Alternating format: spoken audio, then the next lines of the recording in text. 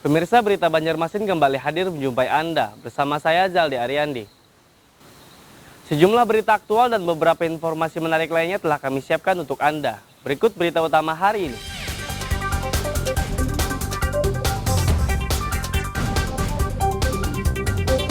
Mantan Dirut PD Baramarta dituntut hukuman 9 tahun penjara oleh Jaksa Penuntut Umum.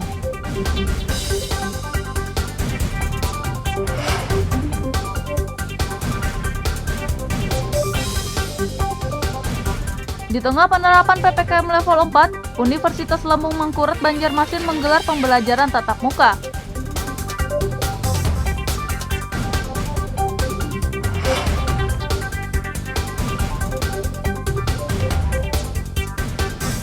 Presiden Joko Widodo mengizinkan PTM, namun dengan syarat semua pelajar harus divaksin COVID-19.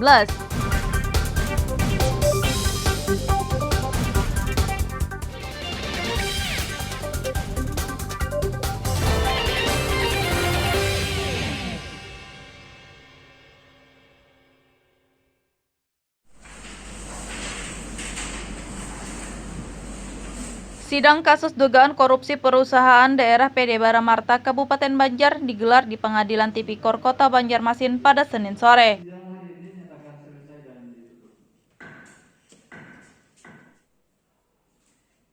Dalam sidang yang diketuai Majelis Hakim Sutisna Sawati ini, Jaksa Penuntut Umum Kejati Kalsel I Gusti Ngurah Anom membacakan tuntutan terhadap terdakwa mantan Direktur Utama Dirut PD Baramarta Kabupaten Banjar Teguh Imanullah. Teguh Imanullah dituntut 9 tahun kurungan penjara dan denda 500 juta rupiah subsidiar selama 5 bulan penjara dan uang pengganti 9,2 miliar rupiah atau diganti 4 tahun 6 bulan kurungan penjara. Jaksa Penuntut Umum Kejati Kalsel I Gusti Ngurah Anom mengatakan, terdakwa dengan sah dan meyakinkan telah melanggar pasal 2 ayat 1 junto pasal 18 Undang-Undang Nomor 31 Tahun 1999 tentang pemberantasan tindak pidana korupsi. Pidana penjara selama 9 tahun dikurangi selama terdakwa berada dalam tahanan sementara dengan perintah terdakwa tetap ditahan. Pidana denda sebesar 500 juta rupiah subsidiar 5 bulan kurungan. 3. Menetapkan terdakwa Teguh Imanullah S.E. bin H. Romeo Madersunu membayar uang pengganti sebesar 9.206 juta rupiah, kami ulangi 9.206 juta 75.934 rupiah jika uang pengganti tersebut tidak bayar paling lama 1 bulan setelah putusan mempunyai kekuatan hukum tetap, maka harta bendanya disita dan dilelang untuk menutupi uang pengganti tersebut, dan jika tidak mempunyai harta yang cukup untuk membayar uang pengganti maka diganti dengan pidana penjara selama 4 tahun 6 bulan. Sidang kasus dugaan korupsi PD Baramarta akan dilanjutkan pada pekan depan dengan agenda pledoi atau pembelaan terdakwa.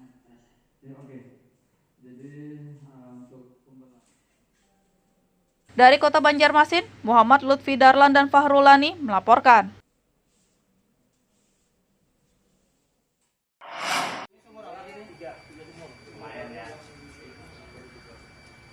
Kasus dugaan pencemaran lingkungan akibat tumpahan solar milik PT Catur Karya Bersaudara CKB yang masuk ke sumur seorang tokoh agama di Kota Martapura, Kabupaten Banjar masih terus bergulir. Korban pencemaran Muhammad Syarif Bustomi atau yang biasa disapa Guru Oton meminta pihak aparat dan pemerintah Kabupaten Banjar bersikap tegas terhadap PT CKB karena solar milik perusahaan kontraktor itu telah mencemari lingkungan dan sumurnya. Menurutnya, pihak PT CKB sudah meminta maaf dan dimaafkan olehnya. Namun tokoh agama Kota Martapura ini berharap perusahaan kontraktor itu ditindak tegas jika memang melanggar perundang-undangan ataupun aturan. Sudah dilihat orang banyak. Saya rasa nggak perlu dilaporin juga sudah tahu ini ada apa pencemaran. Tentu kan sebab musababnya mesti ada. Nah sekarang dia tumpuk di situ, apa ada OPL atau mungkin apa izin-izin yang lain? Itu aja. Kan nggak perlu saya harus lapor, ya toh. Dari pihak berwajib lihat, oh ini kenapa jadi bikin taruh ini? Nah, nggak ada izinnya. Kalau nggak ada izinnya, ya mereka bisa tindak lah. Nah, kalau kita kan cuma dampaknya doang, Pak. Ya, ini pemerintah mesti harus jeli juga dalam hal ini. Jangan nunggu kita ngelapor dong, iya nggak? Hingga Selasa siang, proses pembersihan sumur milik Guru Oton dari cairan solar masih terus dilakukan. Akibat tercemarnya sumur ini, 150 santri asuhan Guru Oton sempat kesulitan mendapatkan air bersih selama 2 pekan. Dari Kabupaten Banjar, Muhammad Lutfi Darlan dan Fahmi melaporkan.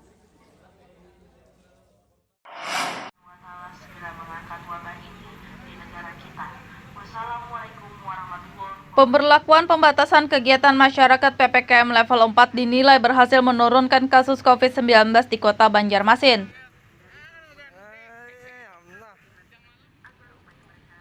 Dandim 1007 Banjarmasin Kolonel Infanteri Oki Adriansyah Adiwirya mengatakan, PPKM level 4 yang diterapkan oleh pemerintah Kota Banjarmasin cukup efektif sehingga berhasil menurunkan angka kasus COVID-19.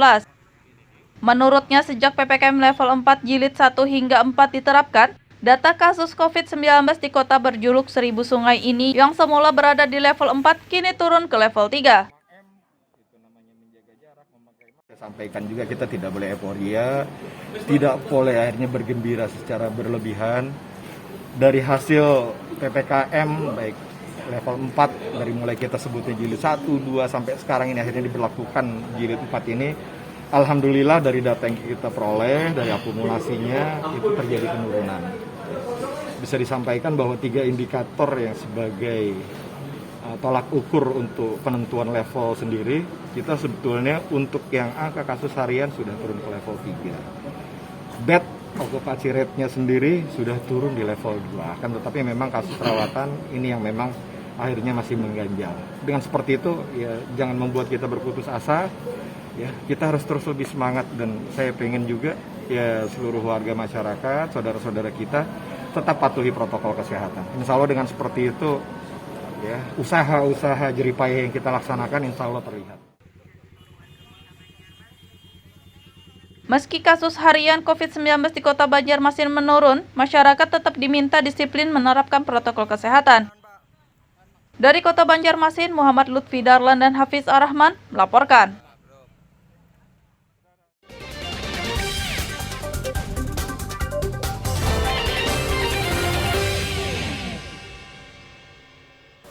Pemirsa masih bersama kami dalam Berita Banjarmasin. Bagi Anda yang baru bergabung, berikut Berita Banjarmasin utama hari ini.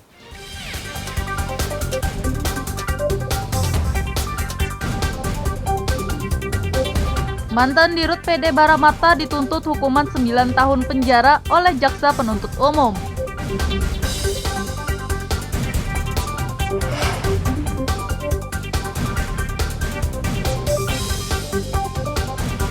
Di tengah penerapan PPKM level 4, Universitas Lembung Mangkurat Banjarmasin menggelar pembelajaran tatap muka.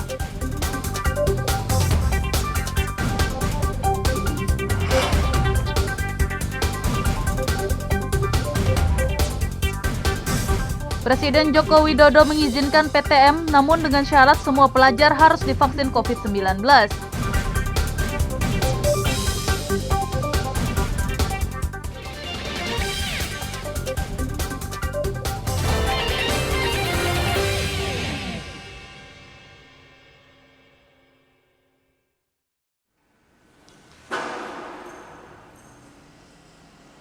Di tengah pemberlakuan pembatasan kegiatan masyarakat PPKM level 4, Universitas Lembung Mangkurat ULM Banjarmasin menggelar pembelajaran tatap muka atau PTM.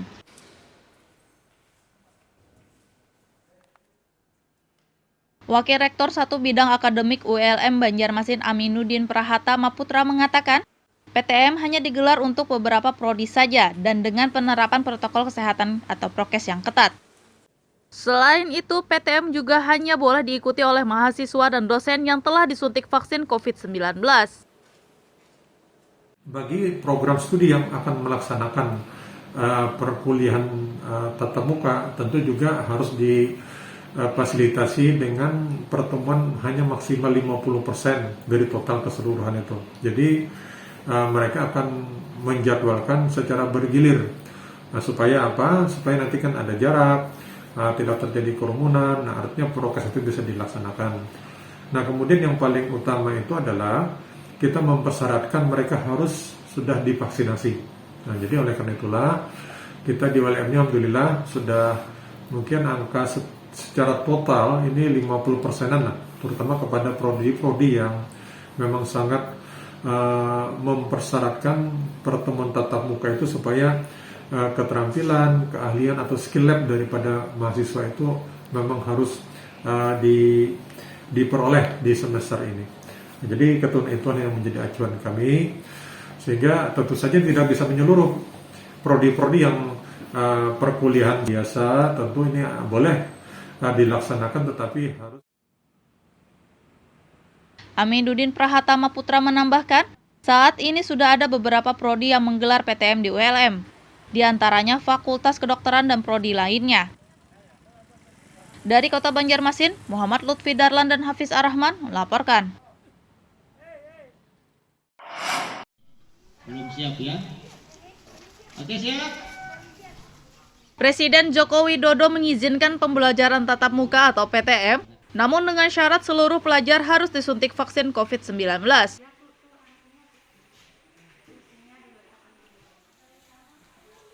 Menindaklanjuti izin PTM dari Presiden, Kepala Dinas Kesehatan Kota Banjarmasin Mahli Riyadi mengatakan, pihaknya bakal menggelar vaksinasi COVID-19 untuk pelajar pada bulan September mendatang. Menurutnya, penyelenggaraan vaksinasi COVID-19 nanti tak hanya untuk pelajar saja, tapi juga seluruh mahasiswa di Kota Banjarmasin. Ini sudah kita rapatkan tadi. Jadi kita memulai untuk vaksin bagi siswa dan mahasiswa. Itu rencananya sih di bulan September di minggu kedua. Ya, September minggu kedua sudah ada kerjasama dan sudah ada koordinasi. Tidak hanya siswa, mahasiswa juga kita akan vaksin. Ya, September minggu kedua. September. Vaksinnya apa, Pak? Rencana Sinovac ya yang kita ajukan, mudah-mudahan. Kalau tapi tergantung nanti pemerintah. Kalau yang diajukan Sinovac dan dikasihnya Moderna, ya Moderna yang ditembakkan. Apa yang dikasih lah intinya. Berapa banyak, Pak? Kita ngajukan 25.000 ya. Ya. Untuk Tidak, seluruhnya termasuk sudah kebutuhan untuk itu. Sasarannya berapa, Pak? Ya. Mahasiswa ini? Sasarannya ya kita belum menjumlahkan secara keseluruhan ya untuk sasaran, karena sebagian mahasiswa itu sudah ada yang bervaksin, sehingga ini memilah-milahnya mana yang sudah yang mana yang belum, tukang hitungnya.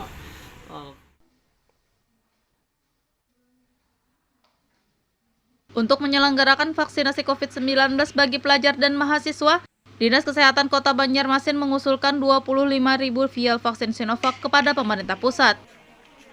Dari Kota Banjarmasin, Muhammad Lutfi Darlan dan Fodail melaporkan.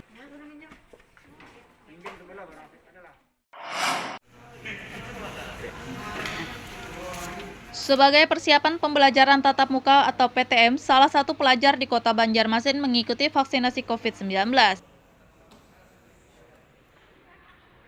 Pelajar kelas 9 SMP Negeri 1 Sungai Tabuk bernama Mariska itu mengikuti vaksinasi COVID-19 yang digelar oleh TNI Angkatan Laut Lanal Kota Banjarmasin. Mariska mengaku tidak takut disuntik vaksin COVID-19, bahkan suntikan vaksin yang diterimanya kali ini merupakan dosis kedua. Kelas berapa, Bu? Kelas 3 SMP. Kelas 3 SMP. SMP mana? SMP Sungai Tabuk. Sungai Tabuk. Nggak takut lah divaksin? Enggak. Kenapa nggak takut? Enggak terasa. Nggak terasa. Vaksin keberapa sudah nih? Kedua. Sebelumnya vaksin di mana? Satunya? Trisakti. Oh, Trisakti lah. Vaksin pertama kemarin ada yang dirasakan atau Enggak ada. Kenapa Mariska mau divaksin ya? Tidak sehat. vaksin biar sehat ya? Kalau ditakutnya, disuntiknya nggak takut ya? Enggak. Mariska berharap vaksin COVID-19 menguatkan antibodi tubuhnya sehingga ia pun siap mengikuti PTM. Dari Kota Banjarmasin, Muhammad Lutfi Darlan dan Fodail melaporkan.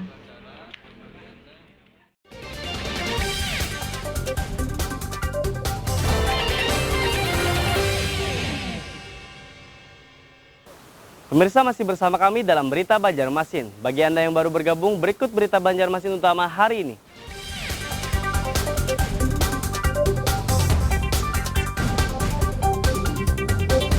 Mantan Dirut PD Baramarta dituntut hukuman 9 tahun penjara oleh Jaksa Penuntut Umum.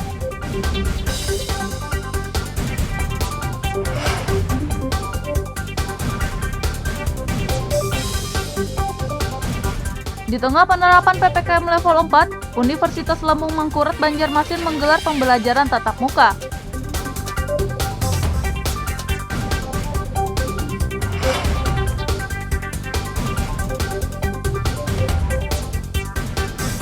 Presiden Joko Widodo mengizinkan PTM, namun dengan syarat semua pelajar harus divaksin COVID-19.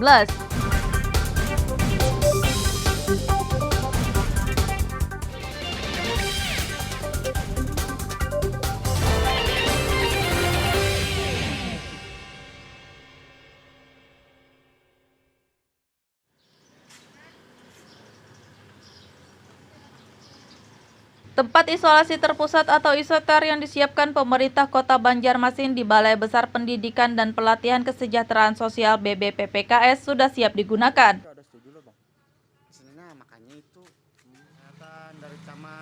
Tempat isolasi terpusat yang berada di kawasan Mula Warman Banjarmasin Tengah itu rencananya mulai digunakan beberapa hari lagi. Wali Kota Banjarmasin Ibnu Sina mengatakan, tempat isolasi terpusat bisa menampung 80 pasien COVID-19. Menurutnya, pasien COVID-19 yang akan menempati isolasi terpusat adalah orang tanpa gejala atau OTG dan pasien COVID-19 gejala ringan.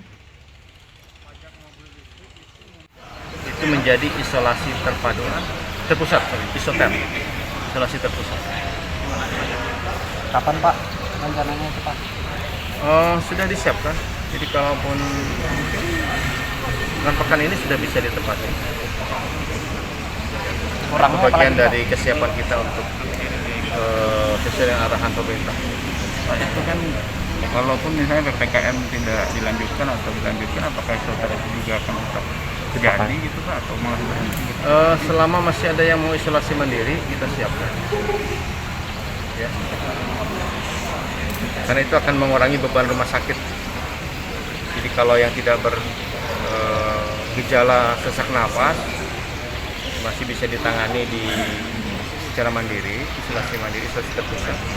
Itu bisa lumayan mengurangi beban rumah sakit kita. Meski hanya diisi oleh pasien COVID-19 gejala ringan dan OTG, tempat isolasi terpusat akan dilengkapi dengan fasilitas oksigen untuk bantuan pernapasan.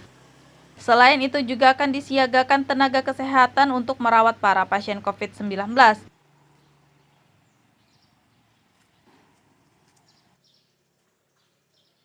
Dari Kota Banjarmasin, Muhammad Lutfi Darlan dan Fudail melaporkan.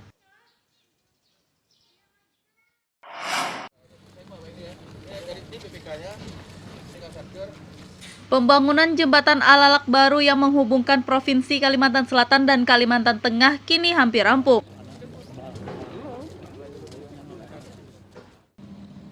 Proyek pembangunan jembatan Alalak baru dimulai sejak tahun 2019 lalu.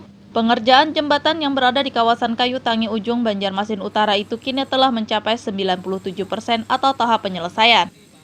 Jembatan sepanjang 850 meter yang menelan anggaran sebesar 278 miliar rupiah ini dibangun dengan konsep kabel pancang dan memiliki 4 jalur.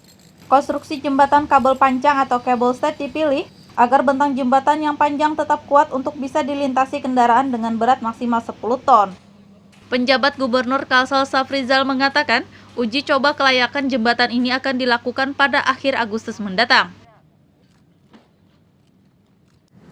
2 minggu lagi akan selesai dan sebelum digunakan memang akan diadakan loading test ya yang akan dilaksanakan pada tanggal 30 Agustus. Lalu hasil loading test nanti diajukan kepada Menteri Pekerjaan Umum untuk dikeluarkan dokumen bahwa jembatan ini layak fungsi ya. Dan kita harapkan ya minggu kedua bulan September jembatan ini sudah bisa digunakan ya.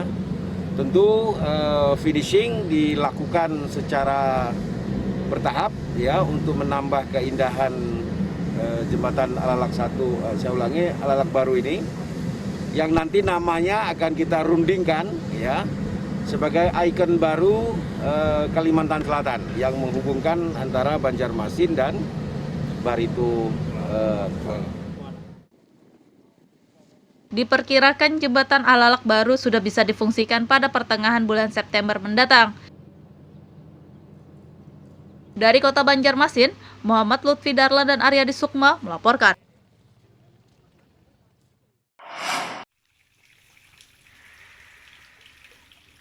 Kelurahan Belitung Utara, Kota Banjarmasin meraih juara 1 dalam Lomba Inovasi Desa tingkat Provinsi Kalimantan Selatan.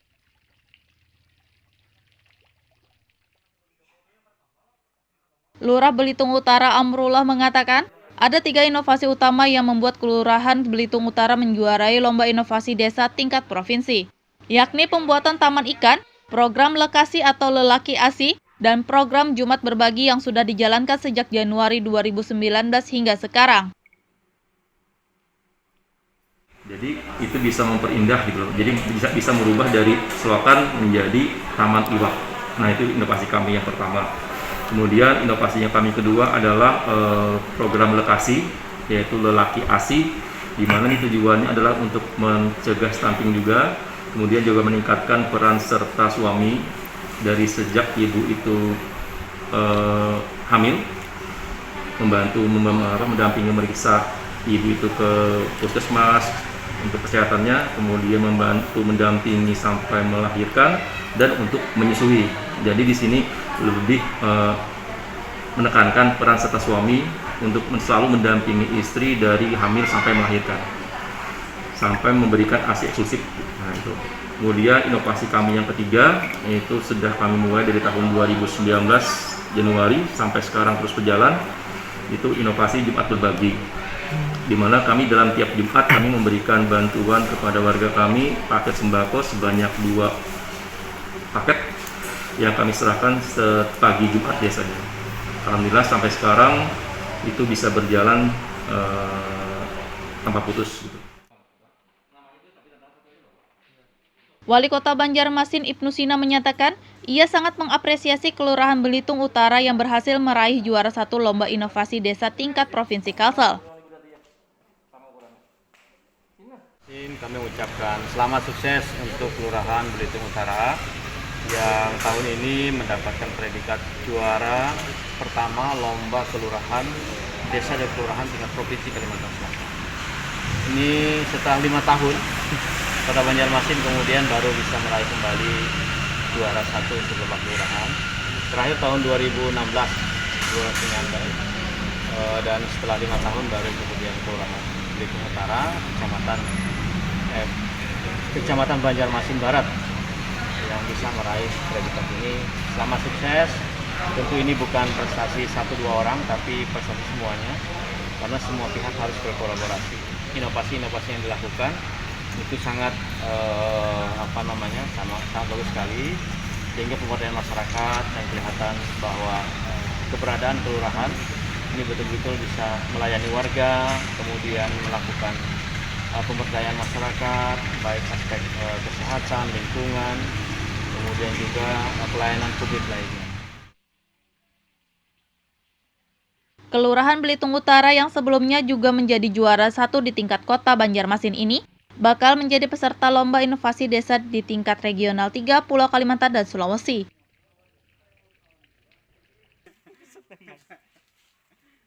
Dari Kota Banjarmasin, Muhammad Lutfi Darlan dan Fodail melaporkan.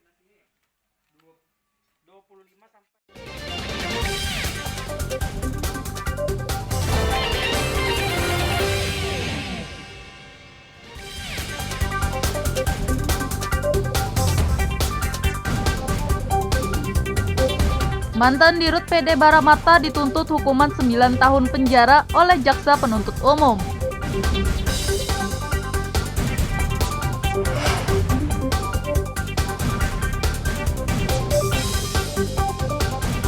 Di tengah penerapan PPKM level 4, Universitas Lambung Mangkurat Banjarmasin menggelar pembelajaran tatap muka.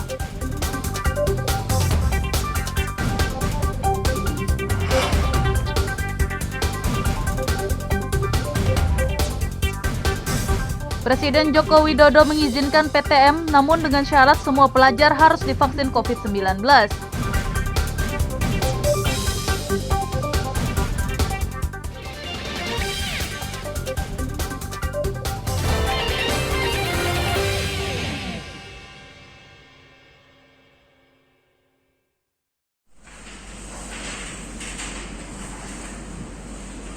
Sidang kasus dugaan korupsi perusahaan daerah PD Baramarta Kabupaten Banjar digelar di Pengadilan Tipikor Kota Banjarmasin pada Senin sore.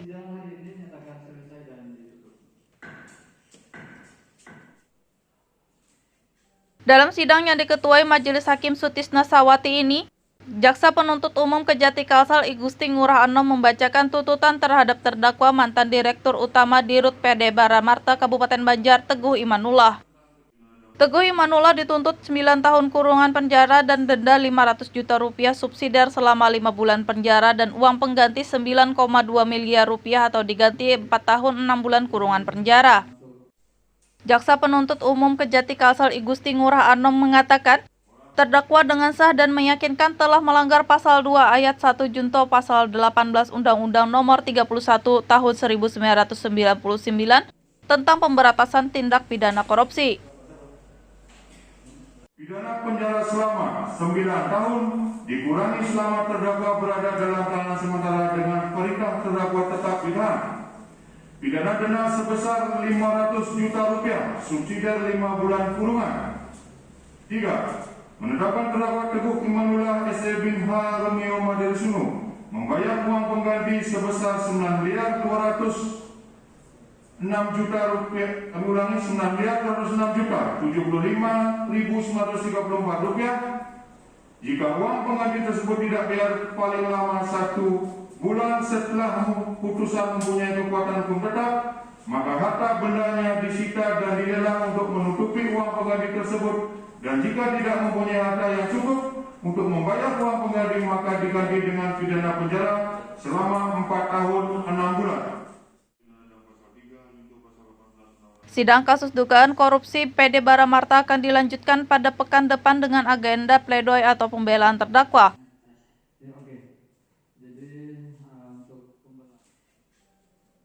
Dari Kota Banjarmasin, Muhammad Lutfi Darlan dan Fahrulani melaporkan.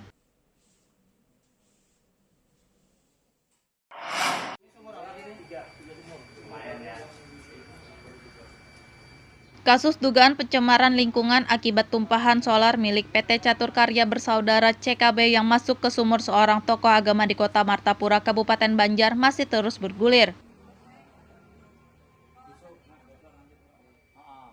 Korban pencemaran Muhammad Syarif Bustomi atau yang biasa disapa Guru Oton meminta pihak aparat dan pemerintah Kabupaten Banjar bersikap tegas terhadap PT CKB karena solar milik perusahaan kontraktor itu telah mencemari lingkungan dan sumurnya.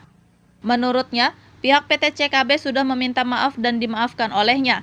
Namun tokoh agama Kota Martapura ini berharap perusahaan kontraktor itu ditindak tegas jika memang melanggar perundang-undangan ataupun aturan. Sudah dilihat orang banyak. Saya rasa nggak perlu dilaporin juga sudah tahu ini ada apa pencemaran. Tentu kan sebab musababnya mesti ada. Nah sekarang dia tumpuk di situ, apa ada OPL atau mungkin izin-izin yang lain. Itu aja kan nggak perlu saya harus lapor ya toh. Dari pihak berwajib lihat, oh ini kenapa jadi bikin taruh ini, nggak ada izinnya. Kalau nggak ada izinnya ya mereka bisa tindak lah. Kalau kita kan cuma dampaknya doang Pak. Ini pemerintah mesti harus jeli juga dalam hal ini. Jangan nunggu kita ngelapor dong, iya nggak? Hingga Selasa siang, proses pembersihan sumur milik Guru Oton dari cairan solar masih terus dilakukan. Akibat tercemarnya sumur ini, 150 santri asuhan Guru Oton sempat kesulitan mendapatkan air bersih selama 2 pekan. Dari Kabupaten Banjar, Muhammad Lutfi Darlan dan Fahmi melaporkan.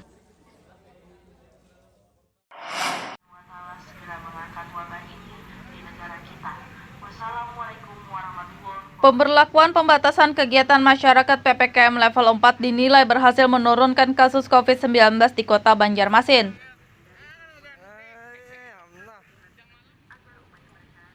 Dandim 1007 Banjarmasin Kolonel Infantri Oki Adriansyah Adiwirya mengatakan, PPKM level 4 yang diterapkan oleh pemerintah Kota Banjarmasin cukup efektif sehingga berhasil menurunkan angka kasus COVID-19.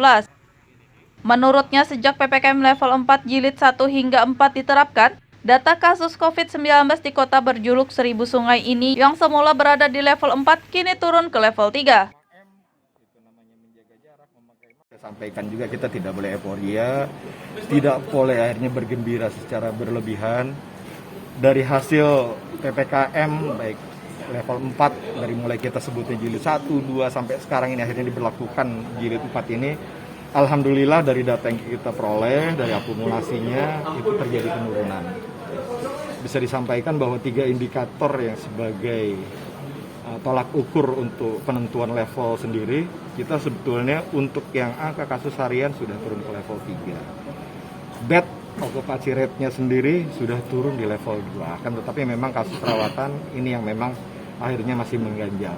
Dengan seperti itu, ya jangan membuat kita berputus asa. Ya, kita harus terus lebih semangat dan saya pengen juga ya seluruh warga masyarakat, saudara-saudara kita tetap patuhi protokol kesehatan. Insya Allah dengan seperti itu, ya usaha-usaha jeripaya yang kita laksanakan insya Allah terlihat. Meski kasus harian COVID-19 di Kota Banjarmasin menurun, masyarakat tetap diminta disiplin menerapkan protokol kesehatan. Dari Kota Banjarmasin, Muhammad Lutfi Darlan dan Hafiz Ar-Rahman melaporkan. Pemirsa, informasi tadi sekaligus menutup perjumpaan kita kali ini. Saya Zaldi Aryani beserta redaksi mengucapkan selamat beraktivitas, sampai jumpa.